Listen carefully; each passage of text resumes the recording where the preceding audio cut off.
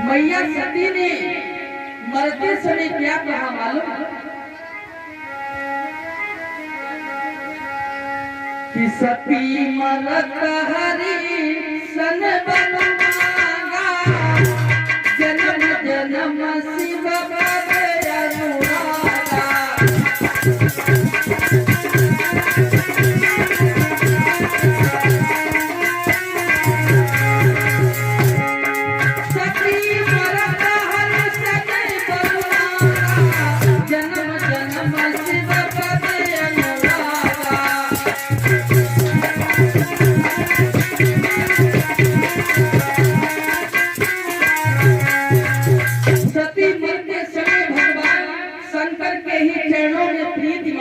भगवान से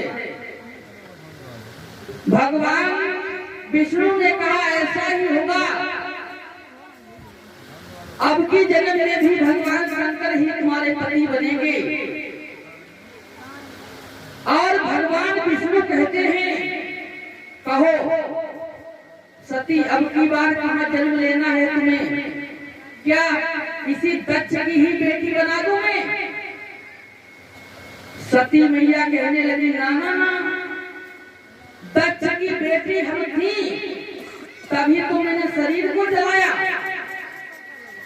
अब की बार ऐसा करना चाहे हमें कंकड़ पत्थर किसी की भी बेटी बना देना, लेकिन दक्ष की बेटी कदापि न बनाना भगवान। तो इसी कारण ऐसा बताया है विद्वानों ने कि तेहि कारण हिम गिरि ग्रह जाई,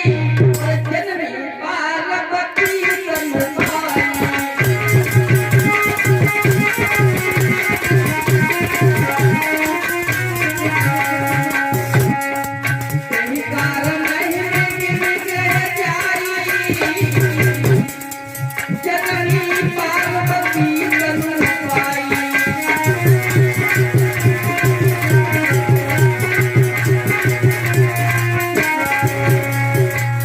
तेहि कारण हिम गिरि ग्रह जाई, जन्मी पार्वती तन पाई।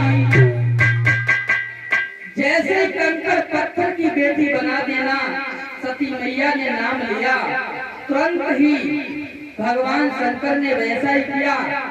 हिमालय में हिमाचल के यहाँ सती मैया का अवतार होता है, तब इनका नाम पड़ा है उमा अंबिका, उमा पार्वती पड़ा नाम।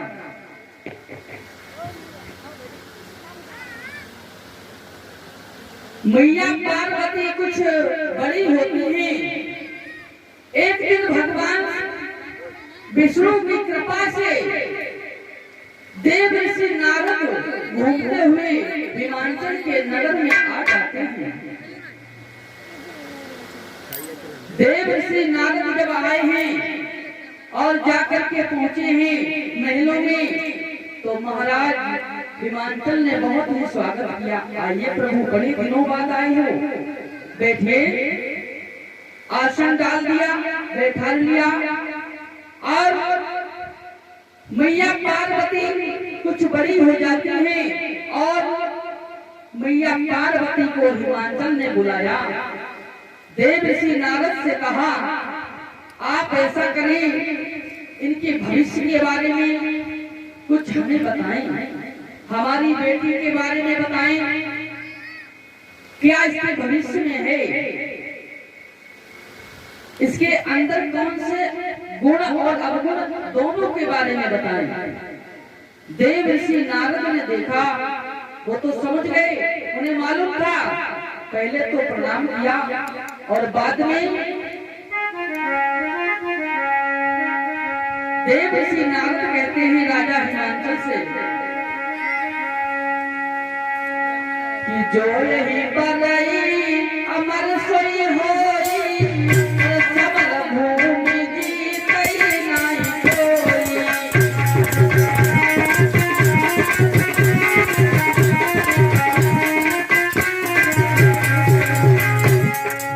जो यही बलई अमर सोई होई,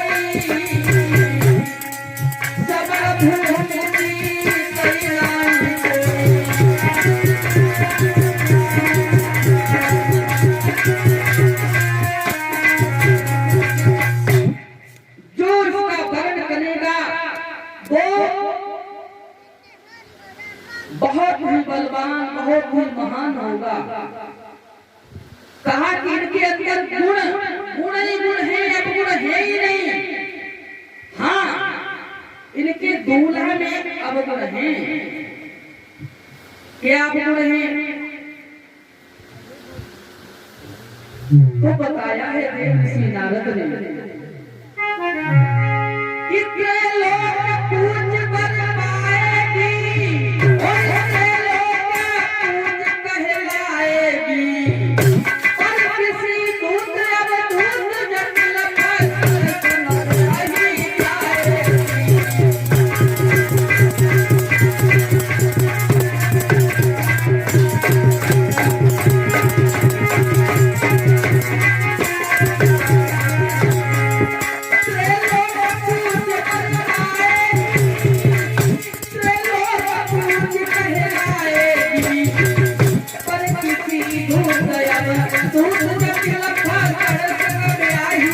जाएगी।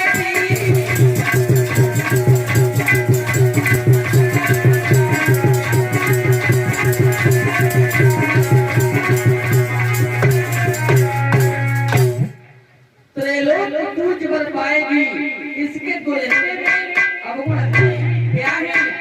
वो अमान होगा। देव ऋषि नारद बात को सही कह रहे हैं। अमान मतलब मान सम्मान से परे। देव ऋषि नारद कहना चाहते हैं मान सम्मान से परे होगा। और हिमांचल समझने लगे यानी कि अमान का मतलब उसका कोई मान सम्मान ही नहीं होगा कहीं। ये समझ लिया। और वो हमेशा कुछ भी अपने पास नहीं रखता है और समय आने पर उसके पास में सब कुछ हो जाता है। तो देव ऋषि नारद से एक बात हिमांचल ने कही, क्या दूल्हा बदल सकता है क्या? देव ऋषि नारद कहने क्या कहे? दूल्हा बदल सकता है। जो भगवान ब्रह्मा ने लिख दिया है उसे कोई मिटाने वाला नहीं है। दूल्हा तो वही मिलेगा जो इनके हस्तरेखा में लिखा है। और तुम ऐसा करो, इन्हें भगवान शंकर की आराधना प्रार्थना करने के लिए जंगल में भेज दो, तपस्या करें और मिलतू जुलतू भगवान शंकर के ही समान इनका पति होगा। मतलब समान डायरेक्ट नहीं बताया, शंकर जी ही होंगे। बिल्कुल सेम मिलतू जुलतू गुण है भगवान शंकर के उसमें। और देव ऋषि नारद मैया पार्वती को अपना शिष्या बनाते हैं और कहते हैं हे बेटी जाओ भगवान शंकर का भजन करो, गुणगान करो। मैया पार्वती समझ जाती हैं, जंगल में भगवान का भजन करने लगती हैं। ऐसे कुछ समय बीता। उधर एक तारकासुर नाम का राक्षस जो था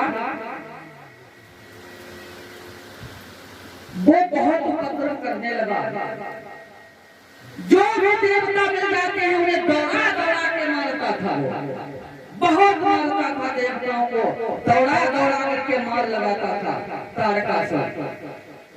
क्यों मारता था? भाई देवता भी बलशाली थे, वो अमृत दिए थे, लड़ाई क्यों नहीं कर पाते थे उससे? कारण एक ये था, तारकासुर ने भगवान ब्रह्मा की तपस्या की। तपस्या करने के बाद भगवान ब्रह्मा से एक वरदान मांगा। और पहले तो वरदान कौन सा मांगा था मालूम? सीधे डायरेक्ट कहा कि हमें अमर कर दो, अमर। ब्रह्मा जी कहने लगे रुक रुक रुक रुक, जितने भी राक्षस आते हैं, और क्या मीटिंग करके आते हो तुम लोग? क्या मीटिंग करके आते हो? जो भी आता है यही कहता है कि अमर कर दो, अमर कर दो। अमर नहीं हो पाओगे तो फिर कोई और वरदान मांगो। तारकासुर कहता है तो हम किसी देवता से, किसी मनुष्य से, मतलब किसी से ना मारा जाऊं, केवल हमें शिव का कुमार ही मार सकता है। जो शिव के शुक्राणु से पुत्र हो वही मेरा वध करे। क्यों? भगवान शंकर की शादी नहीं हुई थी। बाने सोची भगवान शंकर की शादी नहीं हुई तो ऐसे ही वरदान मांग ली। तो भगवान ब्रह्मा ने कह दिया तथास्तु, ऐसा ही होगा। तो वही तारकासुर देवताओं को बहुत परेशान कर रहा है, और इधर सभी देवता ब्रह्मा जी के पास चले हैं। ब्रह्मा जी से विनती की है, कहा कि हे प्रभु मेरी रक्षा करो। ब्रह्मा जी ने कहा हमने तो उसे वरदान दे दिया कि शिव का ही पुत्र मान सकता है उसे, अब क्या करें? तो ऐसा करो भगवान शंकर की शादी करवाओ।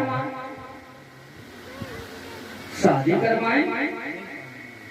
भगवान शंकर जब से सती मैया देह को त्यागती है तब से समाधि में बैठे हैं, उनकी समाधि ही नहीं खुल रही है, तो हम कैसे उन्हें जगाएंगे? तो देवताओं ने इस कार्य के लिए कामदेव को और रति को बुलाया, कहा कि तुम मेरा काम करो। अब रति मैया और कामदेव चले हैं। हुआ ऐसा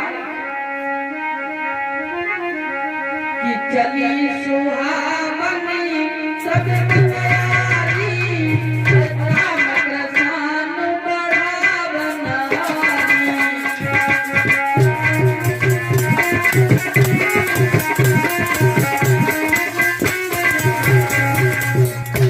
जिस समय कामदेव और रति पहुंचे हैं भगवान शंकर के पास हिमालय में,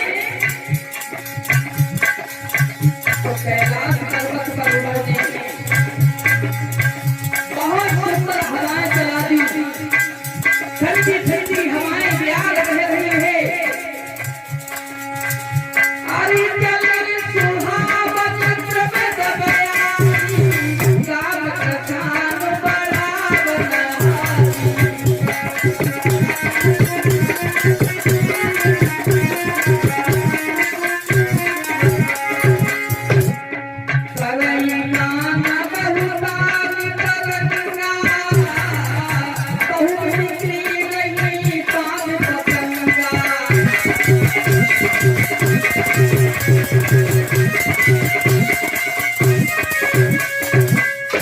करई गान बहुदान करंगा, कहूँ निकली नहीं मान पतंगा। इधर भगवान शंकर की समाधि खुलवाने के लिए कामदेव बहुत उपाय करता है, बहुत प्रयास करता है, लेकिन समाधि भगवान शंकर नहीं खोल रहे हैं। तो बाद में उसने 5 बाण निकाले और उसने सोचा कि अब हम प्रहार कहां पर करें, प्रहार कहां पर करें। उसने दिमाग लगाया, भगवान के हृदय में राम है, और जब हृदय में राम है तो काम कुछ नहीं कर सकता है, और जिसके हृदय में राम होते हैं तो काम नहीं सताता है। तो भगवान शंकर की समाधि खुलवाने के लिए कामदेव ने 5 बाण निकाले, और एक एक करके कामदेव ने भगवान शंकर के हृदय पर प्रहार किया। जैसे ही भगवान शंकर समाधि से उठे और साथ ही साथ में उनका तीसरा नेत्र खुला,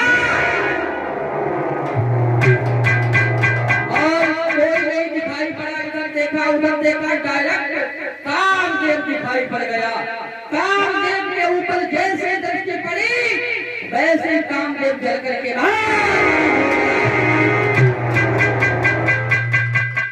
कामदेव जब जल करके भस्म हुआ, देवी रति भागी और जाकर के भोले बाबा से कहने लगी, हे प्रभु ये क्या किया? हम तो आपके ही काम में लगे थे, देवताओं की बात मान करके आए थे, ये क्या हुआ?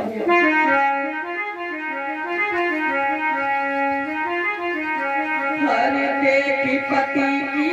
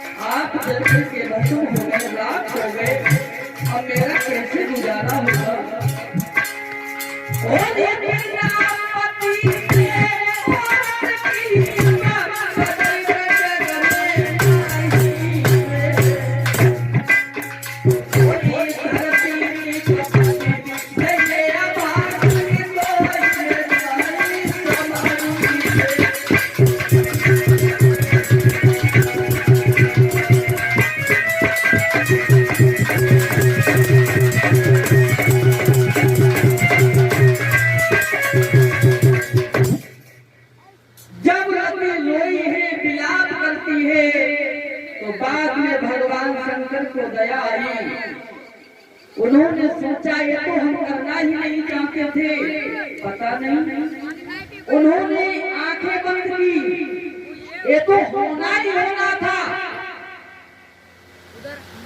और भगवान शंकर कहते हैं तुम्हारे पति शरीर से तो नहीं है, लेकिन जब आवाज लगाओगी तब तुम्हारे पति तुम्हारे साथ रहेंगे। और आज से तुम्हारे पति बिना अंग के बिना शरीर के ही रहेंगे और तुम्हारे साथ में रहेंगे। और द्वापर में भगवान कन्हैया के जो पुत्र होंगे वही तुम्हारे पति बनेंगे प्रभु। अब यहाँ पर थोड़ी ज्यादा पड़ जाएगा तो दुम्न वाली सुनाएंगे। देखते हैं कि द्वापर में भगवान शंकर ने कहा कि जब प्रद्युम्न जन्म लेंगे भगवान कन्हैया के यहाँ कन्हैया के पुत्र बनकर के, तब वही तुम्हारे पति बनेंगे। एक कामदेव के ही अवतारी थे प्रद्युम्न। और बाद में द्वापर में ही तुम्हारा मिलन होगा। रति मैया चली जाती हैं और इधर भगवान शंकर के पास सब देवता भाग करके आ गए और सब अलग अलग आवाज में नारा लगाने लगे, जय हो गंगाधर महाराज की, जय हो गंगाधर भगवान की, त्रिलोकी भगवान की, शंकर भगवान की। भगवान शंकर कहने लगे वाह भाई वाह, देवता इससे पहले तो कोई नहीं आए, अब क्यों आए? बोलो कैसे आना हुआ? अरे कैसे आना हुआ? आपकी शादी करवाने के इरादे से आना हुआ। क्यों? इससे पहले आपको क्यों नहीं इरादा हुआ शादी करवाने का? भगवान शंकर भी समझ रहे हैं। इससे पहले किसी ने शादी की बात नहीं कही आकर के। जब इनकी मार पड़ने लगी तभी ये बात खड़े हुए शादी करवाने के लिए। खैर कोई बात नहीं, देवता प्रशंसा कर रहे हैं कि शंकर तेरी जटा से और बहती है गंगा, शंकर तेरी जटा से।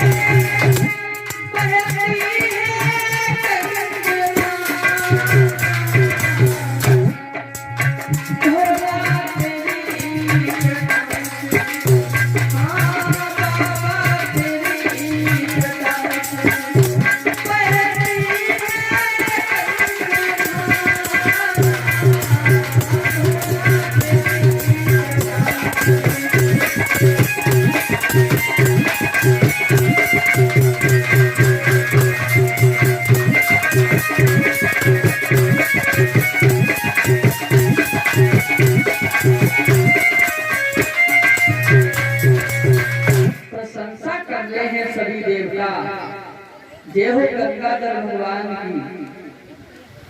भगवान शंकर कहने लगे, क्या तुमने शादी के लिए कोई लड़की ढूंढी? शादी करें तो कैसे करें, किसके साथ में करें? तब तक देव ऋषि नारद आ गए। हाँ मैंने ढूंढ के रखी है। कौन? जो हिमाचल की पुत्री हैं, वो पहले आपकी ही पत्नी थी सती। पार्वती के साथ में आप शादी कर ले। भगवान शंकर कहने लगे ठीक है, पहले हम उनकी परीक्षा लेंगे। तुरंत ही सप्त ऋषियों को बुलाया, कहा कि जाओ पार्वती से कहना कि शंकर को भूल जाएं और कोई देवता से शादी कर लें। मेरे बारे में कुछ शब्द कहना। तो सप्त ऋषि चले हैं और जाकर के जहां पर मैया पार्वती तपस्या करनी थी, और तपस्या कैसी? कछु दिन खाए बार बतासा, कछु दिन किए कठिन उपवासा।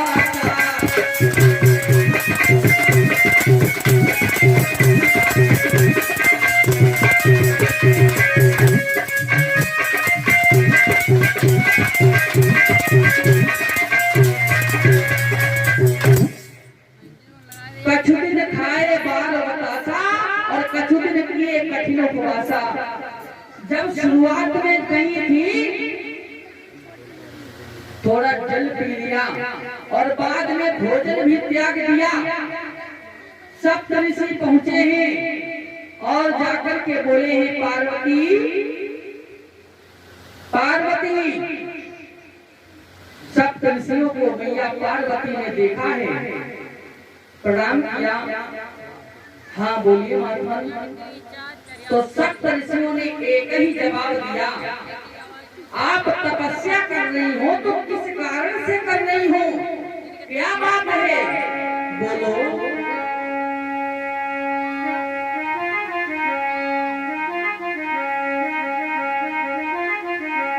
बोलो हे पार्वती बोलो,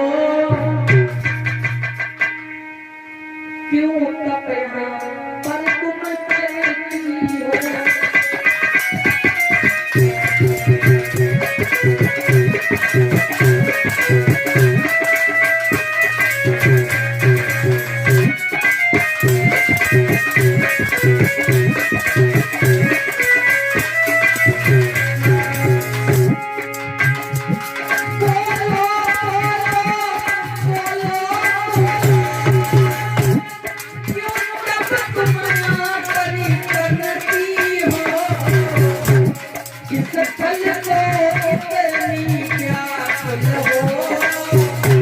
पाने को किसे चाहती हो।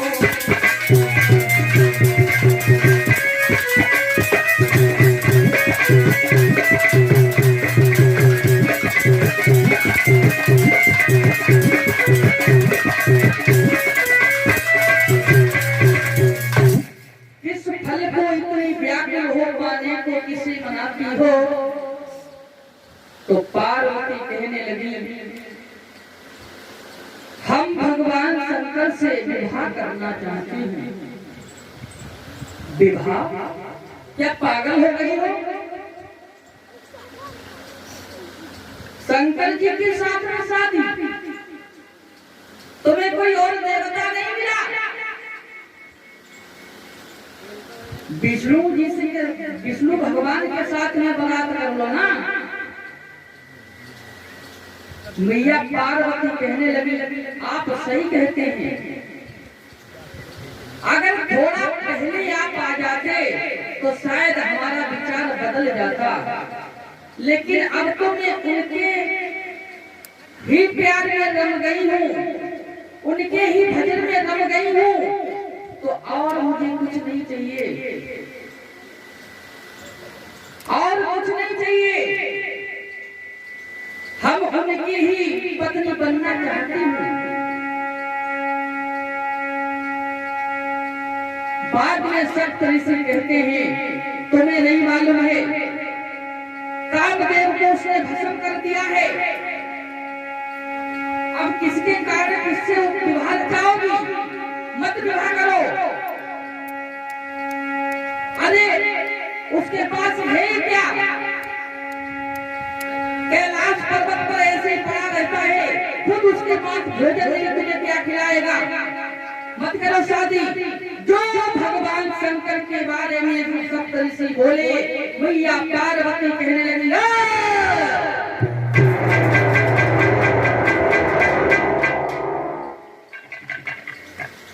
महात्मा आप महात्मा हैं, सप्त ऋषि हैं, इसलिए हम कुछ बोल नहीं रही हूँ। अगर तुम नहीं यहाँ से गए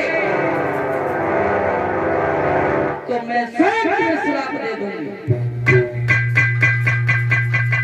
सप्त ऋषि धन्य धन्य कह करके चले जाते हैं और यहाँ पर सप्त ऋषियों ने माँ का नाम रख दिया भवानी। जय हो भवानी, क्योंकि भव की अर्धांगिनी भवानी। भवानी किसे कहते हैं? भव की अर्धांगिनी, यानी कि शंकर की अर्धांगिनी पत्नी भवानी।